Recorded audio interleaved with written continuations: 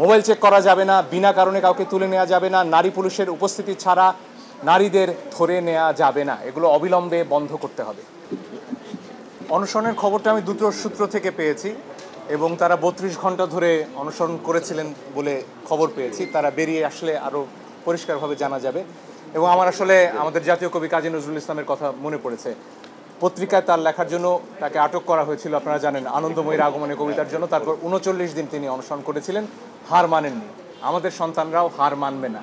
এবং এই 6 জন কিন্তু শেষ নয়, এর বাইরেও আরও অনেককে আটক করা হয়েছে। অনেক জায়গা থেকে নারীদের আটক করা হয়েছে কোনো নারী পুলিশের উপস্থিতি ছাড়া, সে অভিযোগ আমরা পেয়েছি। বিভিন্ন জায়গায় মোবাইল চেক করা হচ্ছে যার কোনো অধিকার আইন শৃঙ্খলা রক্ষাকারী বাহিনীর নেই। এইগুলো অবিলম্বে বন্ধ করতে হবে। আজকে আমার স্ত্রী আমার পাশে রয়েছেন, তিনি একটু আগে ঢাকা বিশ্ববিদ্যালয়ে যাওয়ার চেষ্টা করছিলেন। আমার শাশুড়ি, তার বয়স 69 বছর, তারা ঢুকতে পারছিলেন না। এই 3 জন মহিলার ভয়ে আমাদের দেশের পুলিশ তটস্থ হয়ে রয়েছে। তারা বিশ্ববিদ্যালয়ে ঢুকলে নাকি খুব বড় সমস্যা হয়ে যাবে। এই বাধা কেন? আমার স্ত্রী, আমার সন্তান, তারা কেন শান্তিতে নির্বিঘ্নে আমার রাস্তায় চলাচল করতে পারবে না? এটাই আমাদের প্রশ্ন।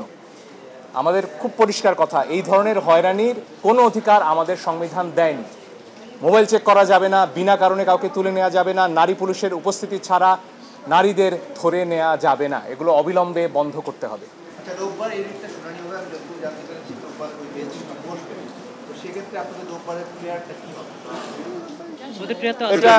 এটা যদি বেঞ্চ হয় তখন আমরা জানতে পারবো, এর আগে তো বলা যাবে। প্রেয়ার একটা অংশের কথা তো এর আগে আমরা বললাম, যেখানে গুলির ব্যাপারটি রয়েছে।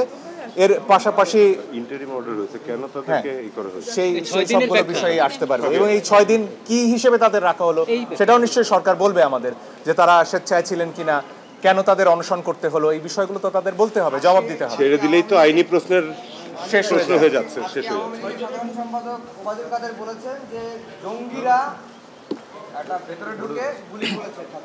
ও আচ্ছা, মানে কি জঙ্গিরা ওদেরকে আটকে রেখেছিল সেফ কাস্টডিতে? সেফ কাস্টডিতে না, আন্দোলনের সময় জঙ্গিরা গুলি করেছে। দেখুন, আন্দোলনে যদি জঙ্গিরা গুলি করেও থাকে তাহলে সেটার পাল্টা জবাবে ছাত্রদের গুলি করবে কেন? আর স্টুডেন্টদেরকে যে আপনি, তারা প্রত্যেকে বারবার করে বলছে, আমরা যতগুলো ভিডিও দেখেছি, যে আমরা নিরস্ত্র, আমাদের হাতে একটা ইটের টুকরা পর্যন্ত নেই।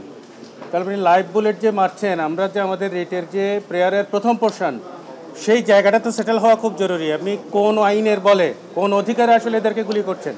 আর গতকালকে দেখবেন আপনারা হাইকোর্টের গেটে যখন ওরা মার্চ ফর জাস্টিসের জন্য স্টুডেন্টরা আসছিল, তাদেরকে অনেককে চড়থাপ্পড় মারতে দেখেছি। ঢাকা বিশ্ববিদ্যালয়ের একজন শিক্ষিকাকে ধাক্কা দিয়ে ফেলে দেওয়া হয়েছে রীতিমতো।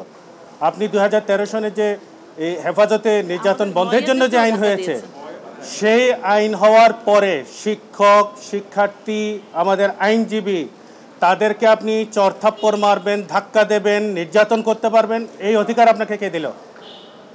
আমি তো মনে করি যে প্রত্যেকটা ক্রিমিনাল অফেন্সের জন্য তাদেরকে দায়বদ্ধ করা দরকার। এবং ডেফিনেটলি আমরা এই বিষয়গুলো দেখব যে তারা কোন ক্ষমতা বলে, কোন আইনে এই মানুষগুলোর গায়ে হাত দেয়। শিক্ষার্থী, শিক্ষক কিংবা আমাদের যে কোনো সাধারণ জনগণ, আলাদা করে কোনো ক্লাসিফিকেশন আমি করতে চাই না। সাধারণ জনগণের গায়ে কোন অধিকারে তারা হাত দেয়, নির্যাতন করে। এই নির্যাতন 2013 আইনে খুব পরিষ্কারভাবে বলা আছে যে তারা কি করতে পারবে এবং কি করতে পারবে না। আমি শুধু একটি সাপ্লিমেন্ট করি, আমরা যেহেতু কজ নিয়ে এসেছি, আমরা এখন দাবি করছি একদম বিনীতভাবে, একদম নির্মোহ দাবি এটা, যারা গ্রেপ্তার হয়েছেন বিনা অপরাধে শুধু প্রসেশনে যাওয়ার কারণে, প্লিজ তাদেরকে ছেড়ে দেন, প্লিজ। আর লিঙ্গার করবেন না, ছেড়ে দেন প্লিজ।